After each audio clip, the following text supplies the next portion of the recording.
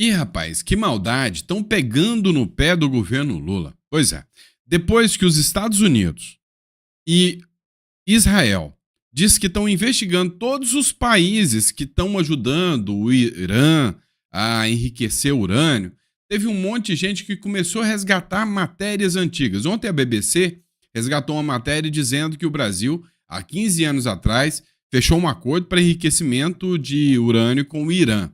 Coincidência, né? Agora, veja essa matéria de novembro de 2024, do ano passado. Uma empresa chinesa comprou uma área no Brasil com resíduos de urânio.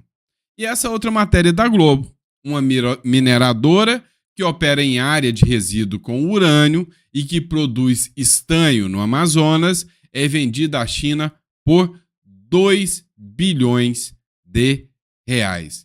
E aí eu te conto mais um negócio. Adivinha quem agora eles acham que estão fornecendo urânio para o Irã? A China. Será que pode ter ligação isso ou não? Maldade, né?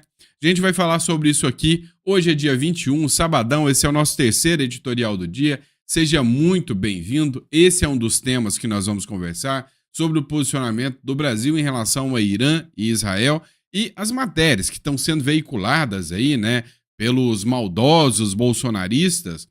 Coisas que aconteceram de verdade no Brasil, mas é tudo fake news, tá bom? A gente vai discutir um pouquinho sobre isso aqui com vocês. Outro ponto também que nós queremos discutir é um deputado, ex-ministro do Bolsonaro, que quer explicações para saber se o governo federal sabia dessa empresa aqui no Brasil que está mandando minério para a China.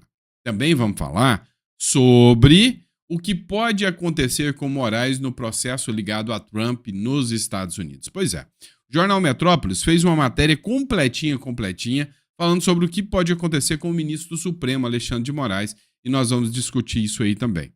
E a bola do Neymar, hein? Pois é, deu ruim. O cara que roubou a bola do Neymar pegou 17 anos de cadeia. Aí você fala, Sandro, mas roubar no Brasil não dá cadeia. Dá sim, se você estava no 8 de janeiro e roubou a bola lá da Câmara dos Deputados. Aí deu 17 anos de cadeia, nós vamos falar sobre isso, né? Teve o agravante de ser, óbvio, bolsonarista e estar no 8 de janeiro, mas pegou 17 anos de cadeia. E aí tem outra matéria do Metrópolis dizendo que o PT usou a democracia para defender as entidades suspeitas de fraudar o INSS. Hoje o Metrópolis está venenoso. Daqui a pouquinho tem alguma ordem judicial contra ele, né? Vamos falar sobre tudo isso. Não esqueça de se inscrever no canal, curtir, compartilhar. É sempre importante ter vocês aqui para a gente ter esse diálogo sobre o que é a política brasileira e a condução do nosso país. Então, seja sempre muito bem-vindo. É uma honra e um prazer enorme ter vocês aqui. E bora de matéria. Eu sei que você está aqui por isso. Bora para cima. É o seguinte, saiu uma matéria mais cedo que o Donald Trump determinou pessoalmente, assim como também Israel já está investigando, todos os países que estão se posicionando pró-Irã. Pois é, principalmente estão investigando os países que estão ajudando o Irã. Sai um monte de matéria do Al-Fa, do Chequei, entre outros jornais aí, dizendo que o Brasil nunca fechou acordo de enriquecimento de urânio com o Irã, que todo o urânio que o Brasil já ajudou o Irã é para fins medicinais e não pode se pôr à prova ou em credibilidade a seriedade do Brasil, né? Que o Brasil jamais ajudaria para a criação de armas e sim para a medicina. E aí, muita gente questionando por que o urânio sumiu aqui do Brasil, tinham navios de guerra iranianos aqui no Brasil. Enfim, tudo isso está sendo muito discutido. Agora, sai mais uma matéria do Pleno News. O governo Lula usando a entidade estatal, né, para fazer propaganda contra Israel e pró-Irã, é o que diz a matéria do Pleno News. Dá uma olhada. Cooptada por Lula, a agência estatal adota uma narrativa anti-Israel e pró-Irã. Ou seja, é fato consumado que depois que o Lula assumiu, o antissemitismo no Brasil mais que dobrou. A verdade dos fatos é que a esquerda tinha medo de atacar Israel abertamente e ser comparado com um nazista, né? Só que depois que o chefe maior do Estado não tem o menor problema quanto a isso e ataca Israel abertamente, os esquerdinhas resolveram colocar as manguinhas de fora e começaram a atacar também. E ainda mais com uma empresa estatal dando força, né? A Agência Brasil, que faz parte da Empresa Brasileira de Comunicações, que é a EBC, conhecida como TV Lula, que o Bolsonaro deveria ter eliminado, mas não eliminou, pronto, falei, está milimetricamente alinhada à retórica do governo Lula e suas inversões históricas vexatórias.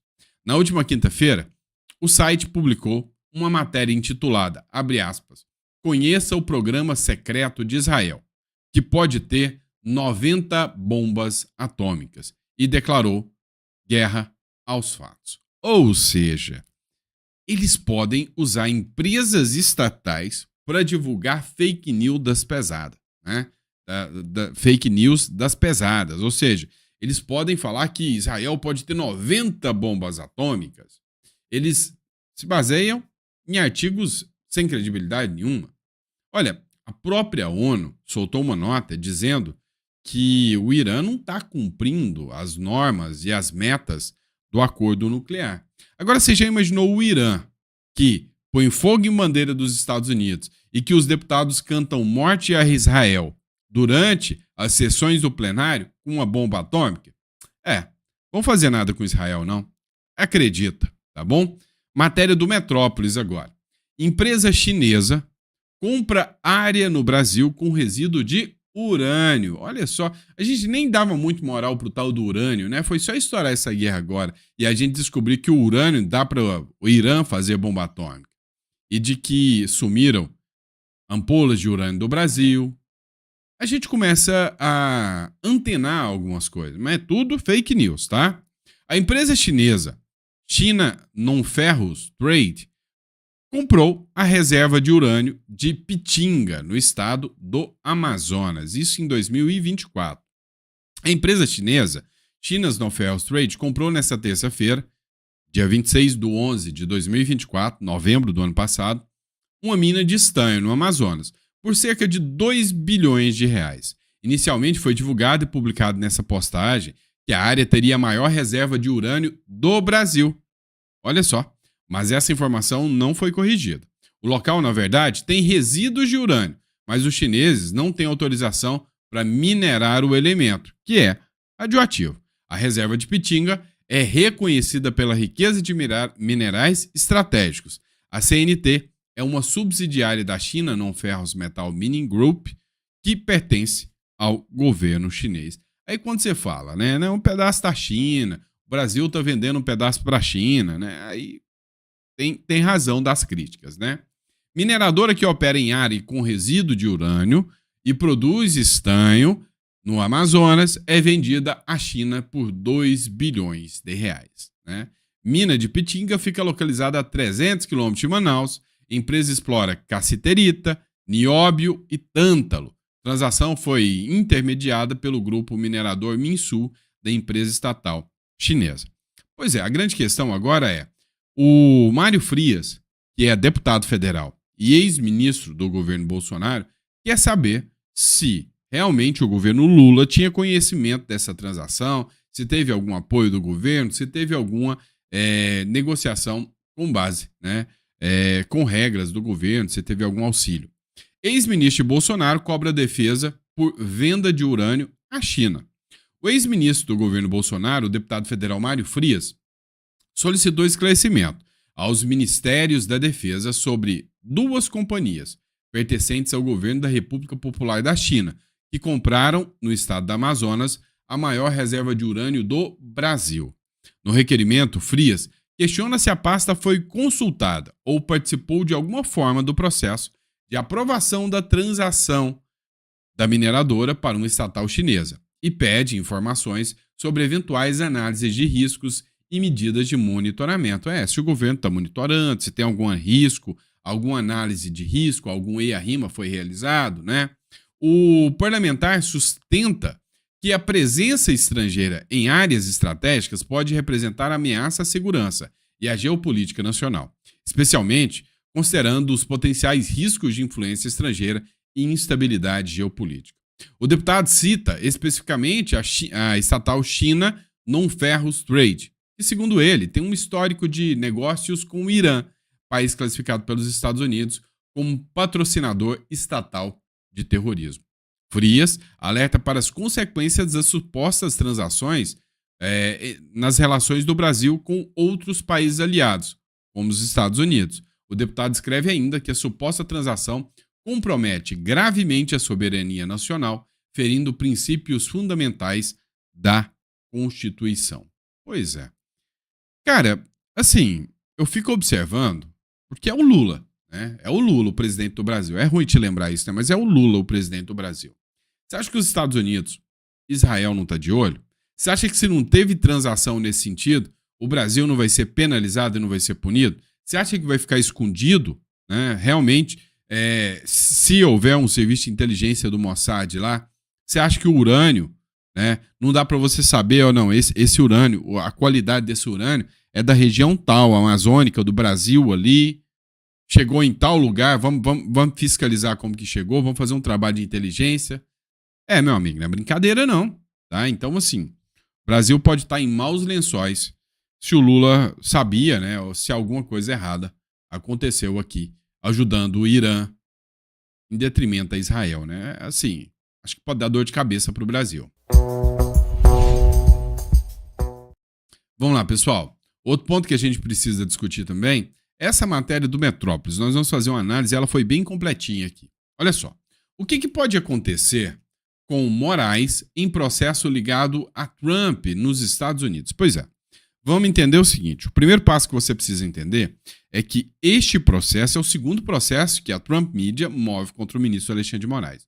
O primeiro processo foi um processo liminar, tá? Onde ele pedia que deixasse de ser feitas retiradas, né, de perfis da Trump Media. Agora, né, eles pedem que a justiça norte-americana condene o ministro Alexandre de Moraes por violar a primeira emenda americana. A primeira emenda, que é a emenda que trata de liberdade de expressão e é tão cara aos Estados Unidos. Mas, afinal, essa ação agora ela corre contra o CPF Alexandre de Moraes. O que pode acontecer? Vamos analisar? Pois é. A ofensiva de uma empresa do presidente do Donald Trump e da rede social Rumble contra Alexandre de Moraes avança. Faltam 19 dias para que ele possa apresentar sua defesa. Se Moraes apresentar sua defesa, nós saberemos de todos os argumentos que ele utilizou, né, as justificativas que foram utilizadas para a atuação dele. Agora, se ele não responde nada, o processo vai correr à revelia e a probabilidade muito grande é que o Alexandre de Moraes, inclusive, seja sancionado dentro dos Estados Unidos, agora pela justiça. A acusação se refere a decisão tomadas no Brasil que teriam, segundo as autoras, censurados usuários americanos. Começou essa ação, inclusive, com o X, né? Com o X. O Moraes tem sido acusado de promover censura por meio de ordens judiciais. Segundo parlamentares dos Estados Unidos, as ordens do ministro atingem as empresas localizadas nos Estados Unidos e cidadãos que estão lá nos Estados Unidos também. Tudo começou após o STF suspender o X no Brasil em 2024, depois da rede descumprir algumas determinações judiciais. Então, já começou um embate, a briga, e o X foi suspenso, foi retirado do Brasil, o que já causou ali um conflito muito grande. O ministro brasileiro chegou a ser alvo de ação judicial, apresentada pela plataforma Rumble, né? Então, teve uma ação da Rumble. Elas pediam que não fossem obrigados a cumprir as ordens. E foi dado ali, de certa forma, o pleito nessa ação da Rumble, né? No dia 21 de maio, o secretário de Estado, Marco Rubio, disse que existe grande possibilidade de Moraes ser alvo de sanções com base na Lei Global Magnitsky. A Lei Global Magnitsky é uma decisão que já pode ser tomada pelo governo norte-americano. Qual é o ponto de vista? Muita gente aqui fala que o Donald Trump está esperando mais artifícios e argumentos para poder sancionar o ministro Alexandre de Moraes. E que se essa sanção acontecer agora na justiça, dá mais base e mais força. Mas afinal, o que pode acontecer com o ministro, né? Qual pode ser o resultado final? Foi interessante porque o Metrópolis ouviu especialistas sobre os cenários mais prováveis nessa ação da justiça norte-americana, há um consenso. E o consenso, né, qualquer advogado aqui que você ouve, diz o seguinte, ó, Moraes pode ser proibido de ingressar nos Estados Unidos durante o governo Donald Trump. Isso tanto pela lei Magnitsky, quanto também por essa decisão judicial que pode proibir o Alexandre de Moraes de pisar lá. Advogados e professores de pós-graduação em direito migratório, um deles é o Vinícius Bicalho, explica que a principal medida pedida, né, pelas empresas é que as ordens de Moraes sejam consideradas inaplicáveis nos Estados Unidos. Ou seja, para aqueles órgãos que não têm, né, as suas atividades aqui no Brasil, por exemplo, a Rumble está lá nos Estados Unidos e o cara posta os vídeos lá dos Estados Unidos. Não possa ser retirado os perfis do cara, né?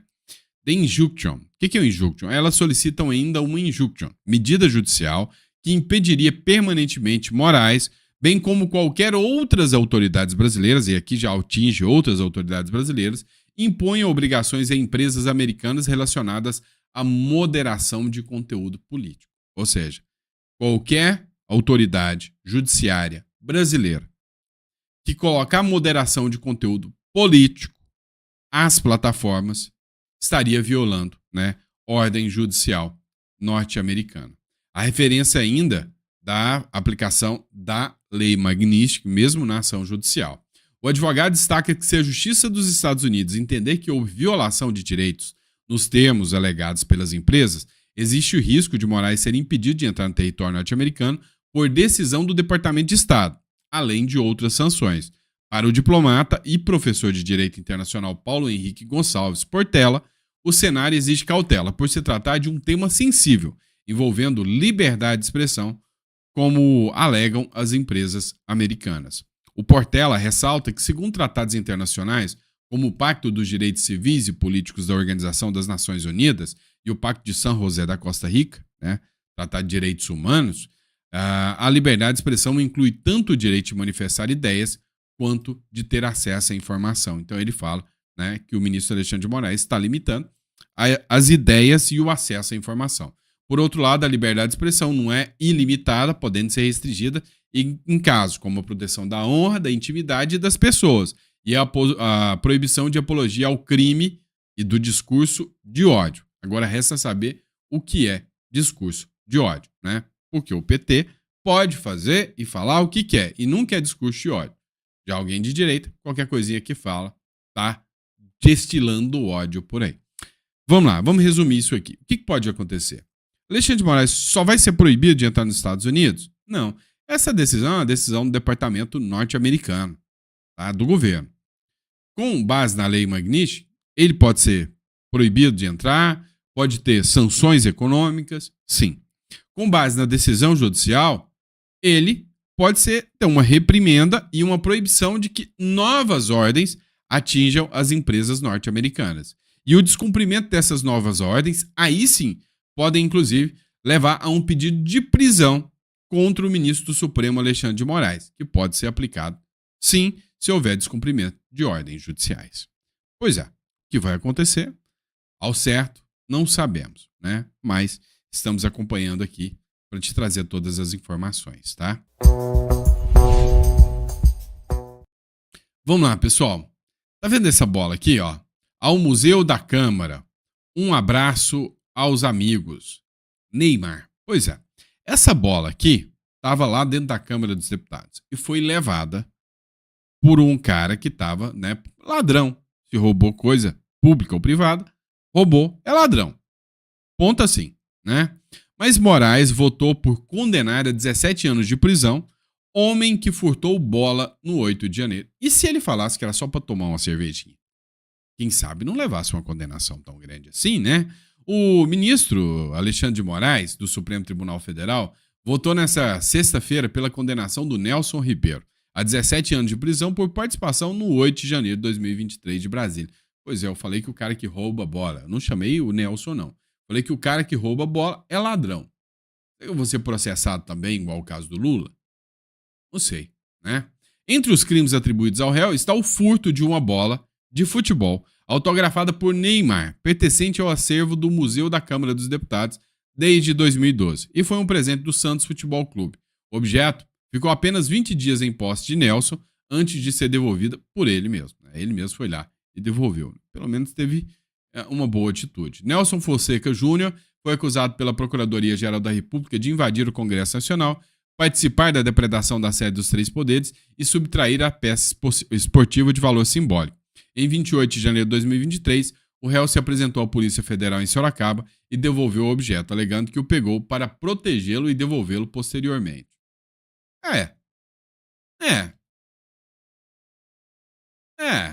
Né? Eu não sei se cola esse discurso aí, né? Mas enfim, foi condenado agora, né, a 17 anos de prisão com o voto do Alexandre de Moraes. Faltam os demais votos, mas a gente sabe, né, que todos ali vão ser condenados, né? Independente do que fizeram ou não.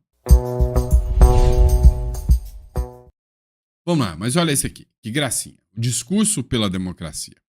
Matéria do Tássio Lujan do Metrópolis. O PT usou a democracia para defender entidade suspeita de fraudar o INSS. Ao se posicionarem contra a medida provisória que visava combater fraudes no INSS, deputados e senadores de esquerda, especialmente do Partido dos Trabalhadores, afirmaram que a manutenção das entidades associativas de aposentados, como a CONTAG, suspeita de desviar até 2 bilhões em descontos indevidos, é importante para a defesa do Estado Democrático de Direito. Esse argumento foi apresentado pelos parlamentares, por exemplo, para pedir o fim da revalidação anual dos descontos associativos do INSS. A justificativa consta das emendas apresentadas por deputados e senadores de esquerda para alterar a medida provisória 871 de 2019. Conforme revelou a coluna, os textos têm a assinatura dos parlamentares, porém foram redigidos pela própria CONTAG, de acordo com os metadados dos documentos. Pois é, pessoal, aí, né, só para salvar a democracia, né? Ainda bem que a democracia está bem salva agora, ninguém mais arrisca dizer que tem perigo a democracia, né? As entidades salvaram muito bem a democracia, os aposentados estão muito felizes e satisfeitos com a atuação aí do PT salvando a democracia, não é, pessoal? O que vocês acham sobre isso, hein? Coloca no comentário aí. Agora vamos lá. Eu tô gostando de ver o Lula cutucando a onça com a vara curta e o agro quietinho, caladinho, tá?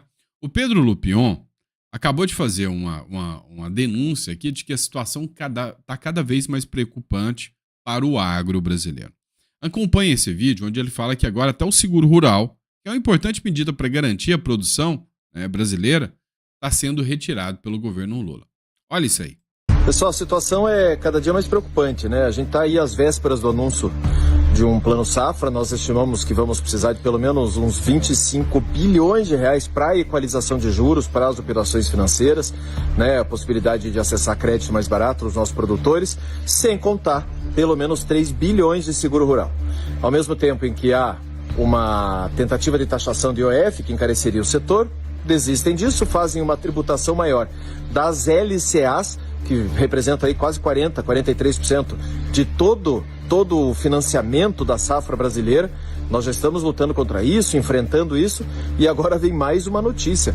A notícia de corte de mais de 40% do seguro rural. Seguro rural que dá segurança para as operações financeiras, garante o crédito, barateia o crédito e, obviamente, é extremamente necessário. A médio e longo prazo, nós estamos mudando a lei de seguro no Brasil, não dá realmente para ficar dependendo do governo.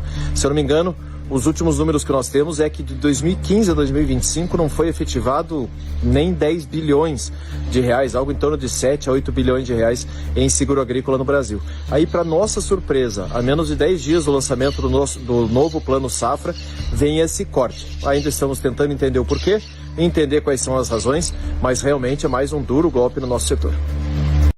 Pois é, a situação não tá nada fácil para o agro, né? Olha só os comentários aqui dessa postagem do Pedro Lupion. A situação está cada vez mais preocupante para o agro. O Jorge Sey escreveu, né, para cima Lupion. O Ieda Toto, produtor rural que vota no PT não honra sua atividade. Outro comentário aqui, ó. Ride Silva, né? O governo quer acabar com o agronegócio e com todos que geram emprego e riqueza. Pois só assim eles implementam de vez o socialismo. Acorda, povo. Agro forte do Brasil. O PT quer acabar com o agro, esse partido das trevas. O agro do Rio Grande do Sul está quebrado. Então você vê aí que o pessoal defendendo o agro e tá todo mundo, né, com toda certeza, revoltado, né, com a forma que o agro vem sendo tratado no Brasil. Bem assim. Pois é, pessoal. A taxação e a gastança que vem sendo aplicado como uma fórmula do PT para enriquecer os companheiros e empobrecer o Brasil foi alvo de crítica de um podcast do Partido Novo. Queria que vocês acompanhassem aqui um pouquinho desse podcast comigo. Trabalhe muito, cale a boca e pague a conta. Na semana passada, o STF organizou um show da Ana Castela, da Maria Gadu, de vários artistas. Os penduricalhos do judiciário no Brasil já somam o dobro do orçamento das 69 universidades federais somadas. São 12 bilhões contra 6 bilhões de reais anualmente, e isso no governo federal que garantiria educação pública gratuita de qualidade para todos. As viagens da primeira-dama Janja, o rolê da ministra da Cultura em Cannes. Quem que vai bancar essa farra? É por isso que o governo tem que avançar para taxar os MEIs. É por isso que o governo tem que avançar para impor um IOF buscando um controle de capitais, para não deixar o investidor que está vendo o país naufragar tirar o seu recurso daqui. E daí, na reta final, como que se estanca essa diminuição de popularidade? Garantindo que as pessoas não possam criticar, não possam falar sobre isso. E é por isso que a primeira-dama fala em regulação das redes, em copiar o modelo chinês aqui para o país. Essa farra só se sustenta se a população não puder criticar. Esse cada vez mais é o governo do trabalhe muito, cale a boca e pague a conta. Na semana passada, o STF organizou...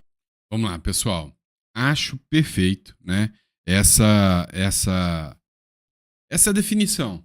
Trabalhe muito, cale a boca e pague a conta. É o resumo perfeito do que tem acontecido no Brasil, do que se tornou o Brasil. É literalmente o Brasil de hoje, né? Com essa ingerência, com essa incompetência toda. Dá uma olhada no trecho aqui da matéria da Revista Oeste, né? Que a Geisiane Freitas publicou aqui.